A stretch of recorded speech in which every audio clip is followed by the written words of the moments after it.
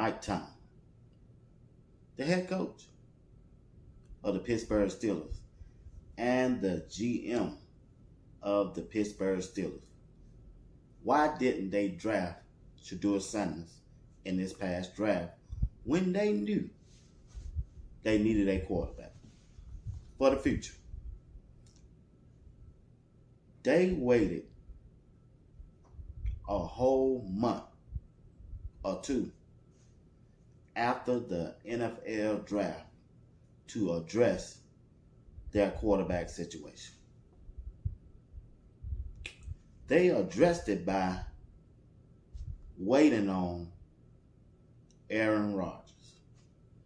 In the past, Aaron Rodgers was a great quarterback. When he was at Green Bay, you can't take that from him. Aaron Rodgers was that dog out there in Green Bay in his early years. Lately, ever since Aaron Rodgers have been away from the Green Bay Packers, he's been an average quarterback. Matter of fact, if you let me push you a little farther, he's been an average quarterback, below average quarterback. Take a look at Aaron Rodgers when he was with the New York Jets. How did that go? When you look at the Pittsburgh Steelers, historically, from the past, that organization has been one of the top-notch NFL organizations in the NFL. Period. Especially at the quarterback position. When Ben left as a quarterback, they have tried several quarterbacks. Recently, they tried two other quarterbacks.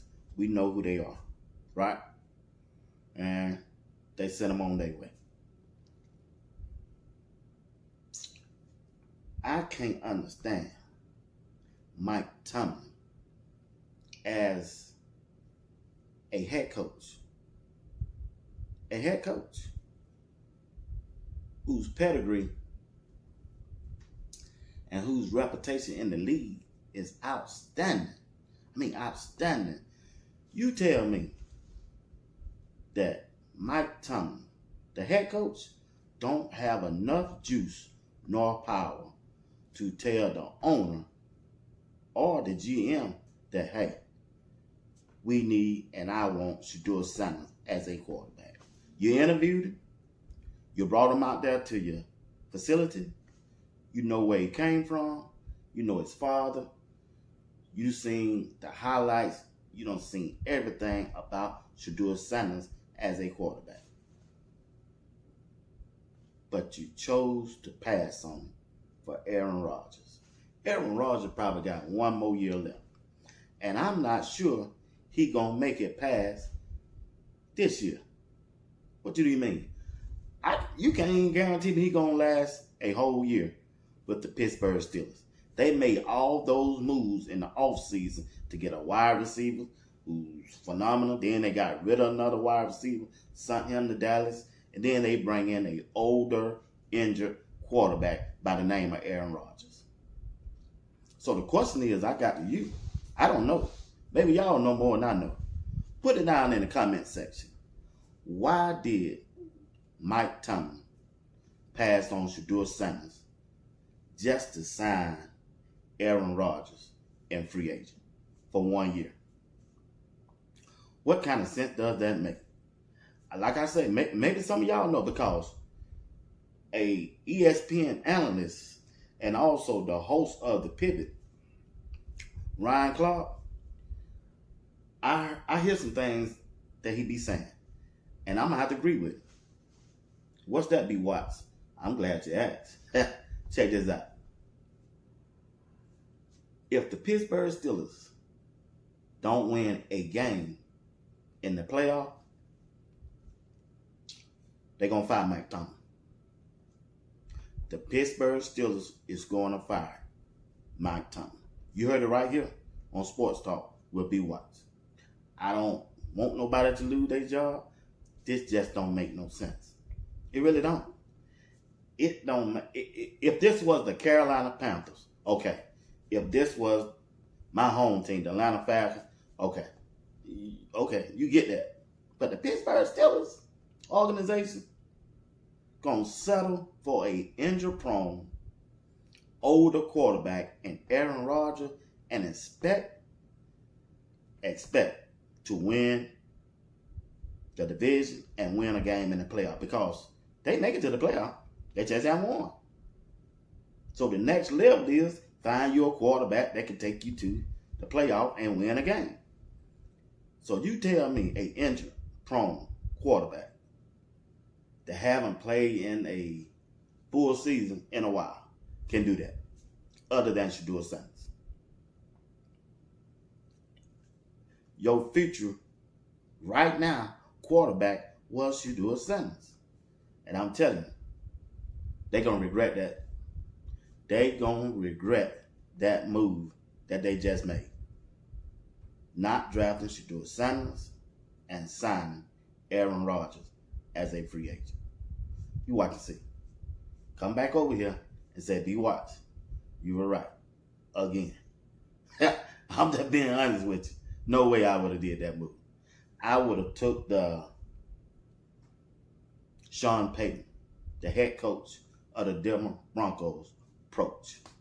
Got rid of his quarterback, Russell Wilson, and drafted Bo Nix and groomed him to get ready to go on another run with the Denver Broncos. That's the move they should have made. That's the move that the Pittsburgh Steelers should have made. The Denver Broncos made that move 2 years ago, and now they are head of the sticks. They're head of the sticks. They are ahead of the game because Bo Nix finna get ready to go into his second season. He's going to be familiar with the plays. He's going to be familiar with the game. The game going to slow down for him because he got that year under his belt. And he's young, he's mobile, and he get rid of the ball real quick. Opposite of what Pittsburgh Steelers did. Once again, I don't know why Mike Tomlin and his organization overlooked Shedeur Sanders. Maybe y'all know. I don't know. All right? I want to move on. I want to pivot just for a few minutes and talk about Travis Hunter. Travis Hunter is a dog, y'all. I know. Be watching. Coach Prime been saying that for 4 years, and you've been saying it for 2. But I'm just trying to tell you, man, the energy and the athletic that Travis Hunter brings to the game, man, it's just amazing where this dude can twitch his body and come down with that football. No matter if he's a wide receiver, it doesn't matter if he's a defensive back. He's a ball hawker. When that ball is in the air as a wide receiver, it's his. When the ball is in the air, when he's a DB, that ball is his. Once again, you done heard me say this several occasions. Travis Hunter is the best college football player that I had ever seen. My favorite players in college football back in the days were Cam Newton and Tony Dorsett. Tony Dorsett was a running back for Pittsburgh. Cam Newton was a quarterback for Auburn. They were the 2 best players that I have seen play in college football, other than Peter Ward, Florida State, and I still got to give Herschel Walker his due in Georgia. But I'm telling you, they don't come nowhere near Travis Hunter playing in college at Colorado with Coach Prime. Just don't come near. Like I said, he's just the best player that I ever seen play in college. Now it's going to be interesting to see how he translates his game to the NFL. And that's what I can't wait to see. It's going to be a show. And I believe he have positioned himself to be the NFL Rookie of the Year. Don't be surprised. If Shedeur gets to start game 1 for the Cleveland Browns, it's going to come down to one of those 2. But right now, Travis Hunter is in the lead in my book to win NFL Rookie of the Year. All right? Let's pivot again. Let's talk about Coach Prime and the Colorado football team. Let me tell y'all something. Coach Prime got a team, y'all. I'm telling you, man, listen here. I don't care what they say. PFF, I don't care what they say on Twitter, college football reports. Colorado, from player 1 to the last player, they going to be able to compete this year, y'all. They just are. They got the depth and everything they need. But the most important part of this college football team, got to have a quarterback. Got to have a quarterback that can spin it. They don't have no Shedeur. No, they don't. But I'm here to tell y'all, they got a quarterback by the name of Katon Salter. Katon Salter he's not no Shedeur. But look at here. He gonna be able to put so much pressure on a defense. He gonna have their defensive coordinator can't sleep at night. After this Georgia Tech game, when he get ready to go out there with those wide receivers, they 10 deep. It don't matter who they throw out there. They can put Draylon Miller, Old Miller. They can put who else you want to throw out. It don't matter. It just don't matter. Isaiah Hard, Cam Michael. You can put in a JoJo Williams, in out there. You can put any wide receiver group out there with K Salter and Trackhawk and Michael and Dallin Hayden at that running back. Then you got the big tight end with Zach Atkins. Woo! Look at here. I'm telling you right now, like I said before in my previous recording, Coach Prime gonna try to hang 50. 50 on every team he played this year. And it's gonna be easy. If that defense can stand up and rise to the occasion up under Robert Livingston, Pat Sherman offense gonna be the most powerful, productive offense in college football. Notice, I just didn't say the Big 12. I said college football. You heard it right here on Sports Talk with B. Watts. Do me a favor. Hit the like button. Comment below. Subscribe to my channel. And hit that bell notification. It'll let you know whenever I drop a video or go live. And also, do me a favor. Tune in tonight at 9 p.m. Eastern Times. Latest night. I Love 60, Phyllis Smith, Kimberly Williams, and Diane Brown will be doing their first edition of Latest Night, talking about Shedeur Sanders as the quarterback at the Cleveland Browns, and also they'll be talking about Coach Prime and the Colorado football team. Right here on Sports Talk with B. Watts.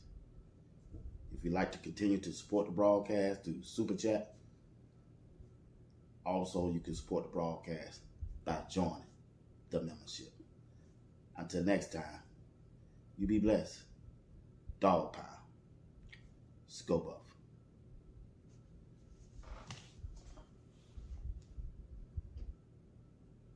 You know who's running the city. The Cleveland Browns getting gritty. Like tap water from the city. Walk 'em like a dog. Walk 'em like a dog. Walk 'em like a dog. Walk 'em like a dog. Walk 'em like a dog. Walk 'em like a dog.